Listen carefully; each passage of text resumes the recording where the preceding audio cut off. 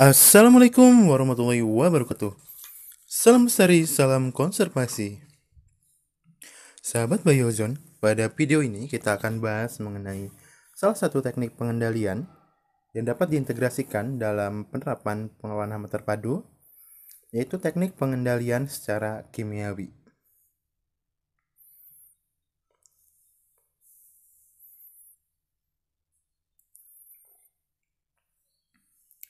Nah, adapun yang akan kita bahas untuk yang berkaitan dengan pengendalian kimiawi, yang pertama adalah pengelompokan pestisida, kemudian turunannya yaitu penggolongan insektisida, kemudian sifat toksisitas dari pestisida, kemudian dampak dari penggunaan pestisida yaitu berkaitan dengan resistensi, resurgensi, kemudian juga berkaitan dengan masalah residu insektisida. Dan yang terakhir, ini berkaitan dengan salah satu alternatif dalam penggunaan pengendalian kimiawi, yaitu penggunaan pestisida nabati.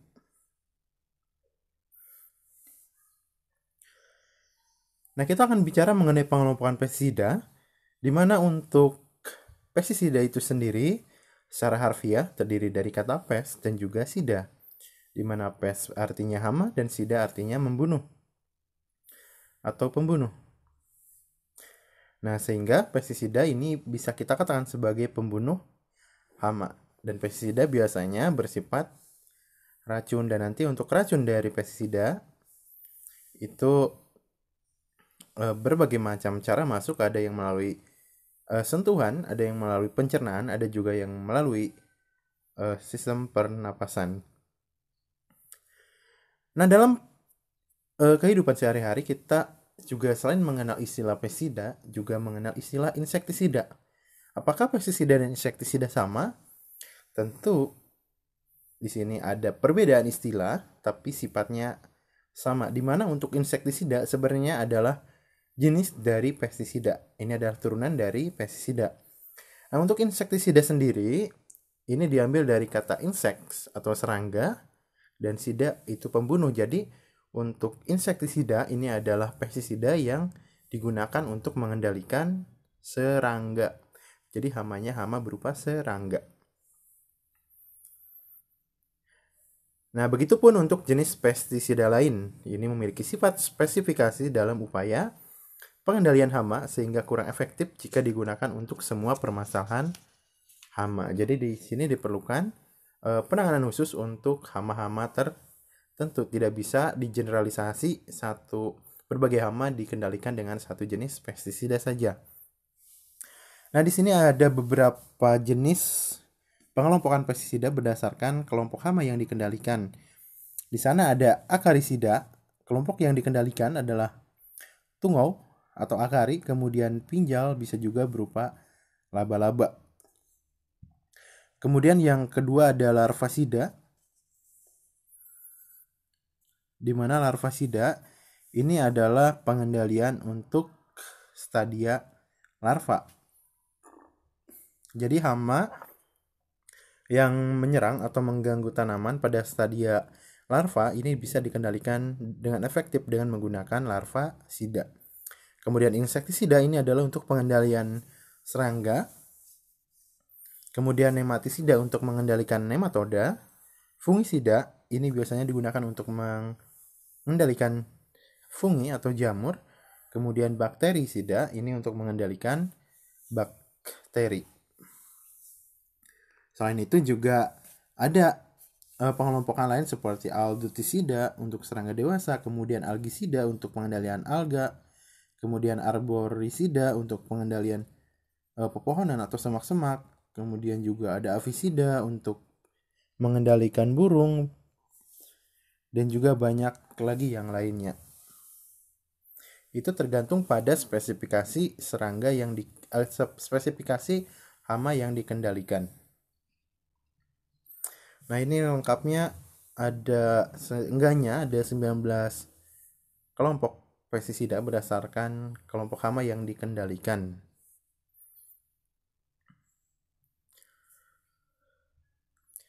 Nah, kemudian untuk turunannya yaitu insektisida. Untuk insektisida ini ada pengelompokan juga. di mana untuk pengelompokan insektisida yang pertama ini dikelompokkan berdasarkan pengaruh pada hama. Jadi yang pertama adalah penggolongan insektisida berdasarkan pengaruhnya pada hama, di mana untuk insektisida dapat dikelompokkan menurut pengaruh yang merugikan bagi hama, yang akhirnya dapat menurunkan populasi hama. Ini dikelompokkan menjadi apa yang kita tampilkan di gambar. Yang pertama ada kelompok antividan, di mana untuk antividan ini digunakan dengan memberikan pengaruh, di mana untuk serangganya ini menjadi terhambat nafsu makan sehingga serangga kelaparan dan akan menyebabkan kematian. Jadi antividan ini mengakibatkan serangga menjadi enggan makan. Nah, untuk penerapannya antividan ini disemprotkan pada makanan yang dimakan oleh serangga. Misal serangga itu menyerang kubis, maka kubis disemprotkan. Kemudian serangga itu akan makan kubis tersebut, dan setelah memakan kubis yang disemprotkan antividan, maka serangga tersebut tidak akan makan lagi sampai dia mengalami kelaparan dan mati. Kemudian yang kedua adalah antitranspiran, di mana pengaruhnya adalah mempengaruhi sistem transpirasi serangga. Kemudian yang selanjutnya atraktan. Ini digunakan untuk penarik hama seperti atraktan seks. Jadi hormon dari atraktan ini mirip dengan hormon seks dari lawan jenis serangga. Sehingga serangga ini tertarik untuk datang ke tempat di mana atraktan ini berada. Biasanya atraktan diterapkan pada perangkap-perangkap sehingga serangga hama ini datang ke perangkap. Kemudian yang selanjutnya ada kemosterilan. Ini fungsinya adalah atau pengaruh yang didapatkan serangga adalah terjadinya penurunan kemampuan reproduksi hama sehingga jumlah hama tidak bertambah atau dalam peningkatan populasi itu menjadi sangat rendah atau lambat.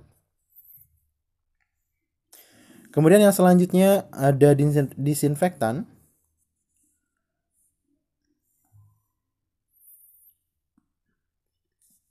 Di mana pengaruhnya ini adalah dapat merusak atau mematikan organisme yang berbahaya. Jadi kalau disinfektan itu dampaknya langsung pada kematian.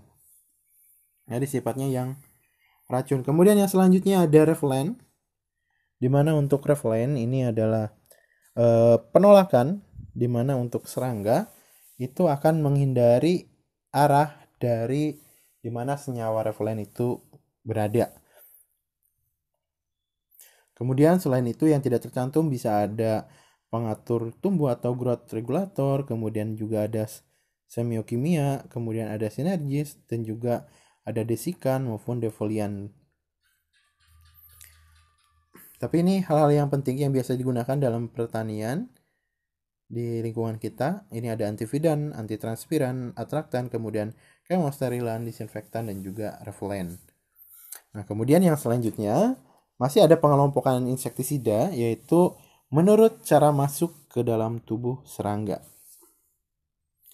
Dan di sini dibagi menjadi 3, yaitu ada racun perut, racun kontak, dan juga fumigal atau pernapasan seperti yang tadi telah saya bahas bahwa insektisida itu yang pertama ada yang masuk racun perut, artinya masuk melalui saluran pencernaan.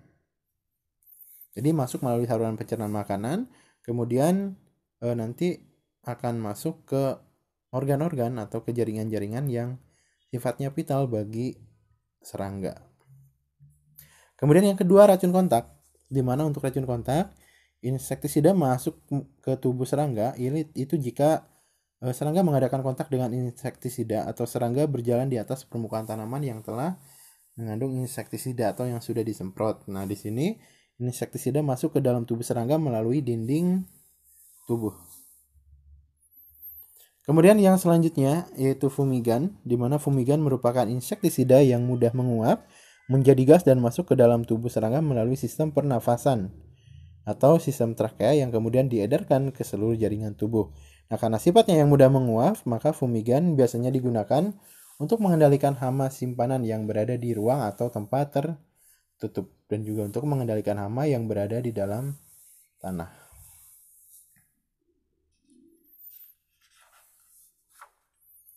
Nah, ini untuk penggolongan insektisida berdasarkan pengaruh pada hama. Tadi lebih lengkapnya.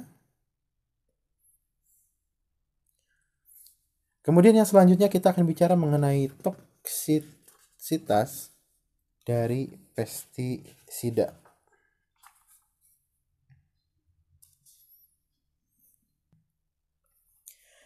Nah, di sini untuk toksisitas pestisida, di mana untuk pestisida itu tidak hanya beracun atau toksis saja, atau berbahaya bagi serangga hama sasaran, tetapi juga berbahaya bagi serangga-serangga yang merupakan musuh alami, kemudian binatang lain, termasuk juga pada manusia dan komponen-komponen lingkungan hidup. Nah, di sini kita definisikan untuk pengertian bahaya dan juga resiko dari pestisida.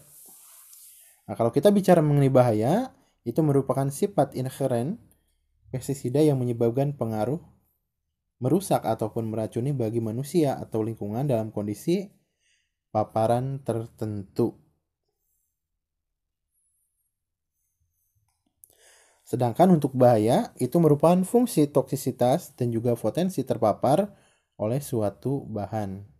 Nah, sedangkan untuk resiko ini adalah probabilitas atau kemungkinan terjadinya bahaya keracunan pada manusia atau lingkungan akibat paparan pestisida. Nah, resiko suatu pestisida tidak hanya ditentukan oleh tingkat toksisitasnya, tapi juga tingkat paparan organisme atau komponen lingkungan terhadap pestisida.